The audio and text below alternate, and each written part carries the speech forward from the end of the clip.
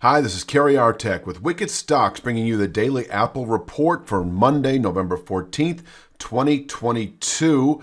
I'll start with the day itself. Take a look at this chart here. Now, this 149.83 former rising two-thirds speed line, we closed just above it. I think it was 149.12. We closed 149.70. It rises to 149.83. I'm keeping it here as an intraday pivot point. It still has validity. We closed just above it. We could easily, if we open unchanged on the day, open below it. It can contain intraday buying, and we could fall back to 145.94 today. 145.94, if you can imagine, I don't have it shown here, but if you take the late October high against the more recent early November low, halfway between is 145.94.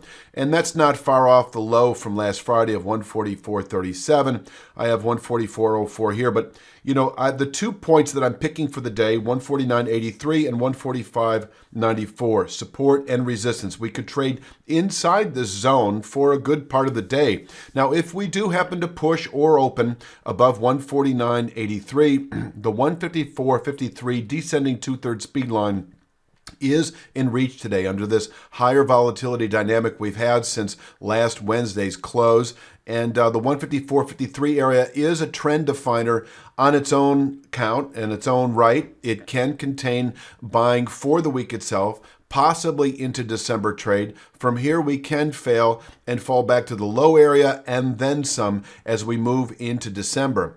I also show that, where are you here? I also have 157.51. So the way I'm framing this for the week itself, now these areas do spread apart as we continue into later week, but 154.53, we are heavy below this area as we move into December trade. We can fail at 154.53. We came very close to testing this descending two-thirds speed line a couple of weeks ago, late October.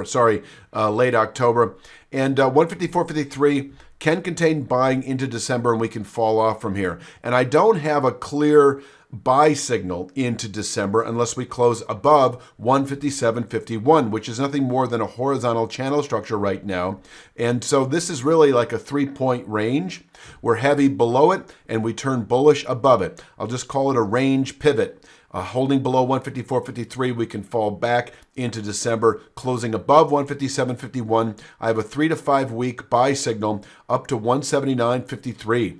And so by the end of the year, if we close above 157.51 by some point this week, with the current rate of progress we've made to the upside over the last few days, we could later this week close above 157.51. And if we do, buy signal through December, the next 3 to 5 weeks, then in reach of 179.53, where we can top out on a monthly basis, possibly well into Q1. Just so you know, a wickedstocks.com membership delivers regular daily video analysis in the SPY and Triple Q, weekly video analysis in the S&P 500 index, the NASDAQ 100 index, and a U.S. Treasury ETF, and 2 individual stock pick videos every week.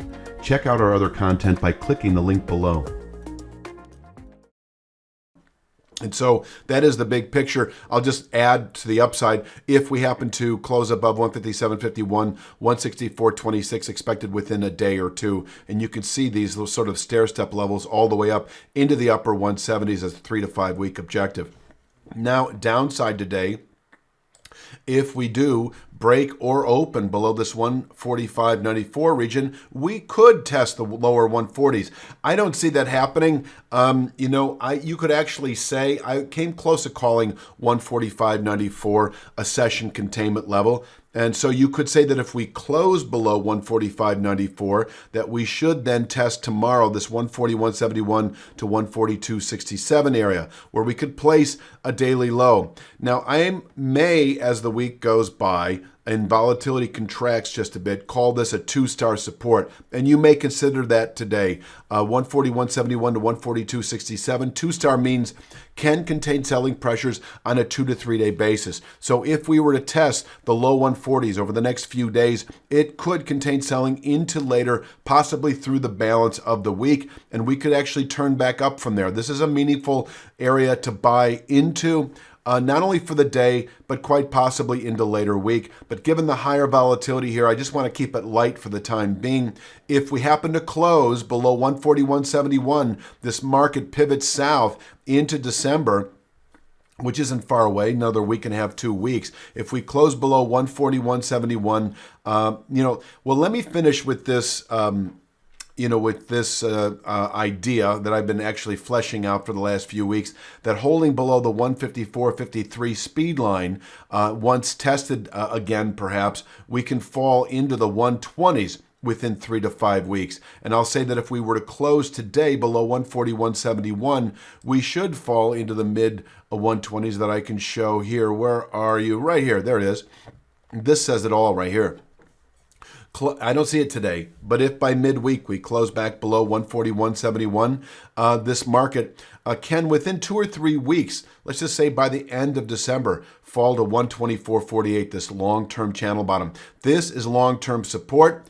I don't consider it an objective anytime soon unless we close back below 141.71. At this stage, I'm going to call the markets dynamic for the week, and maybe even through the balance of November trade, kind of a two-sided battle between the low 140s and the mid to upper 150s. 141.71, 142.67, able to contain at least daily, if not 2 to 3 day lows. And from here, we can push back into the mid 150s to upper 150s at 157.51 channel top. If we close below 141.71, we should, within 3 to 5 weeks, by the end of the year at the latest, test 124.48.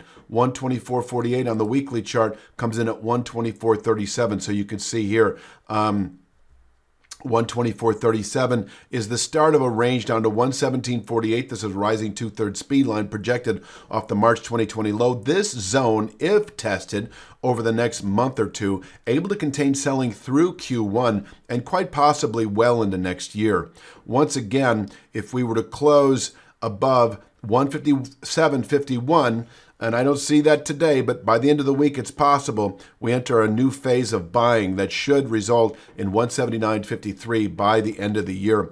Please click like if you haven't already. We're doing the Daily Apple Report through the month of November. We may continue through December. We're not sure yet, but please click like each and every time you watch the Daily Apple Report. Please subscribe to the Wicked Stocks YouTube channel. It'll prize you notification each and every time new content has been uploaded, including the Daily Apple and Daily Tesla reports, and please share the content with friends and colleagues. I do want to share one more thing. This is a weekly chart of the same.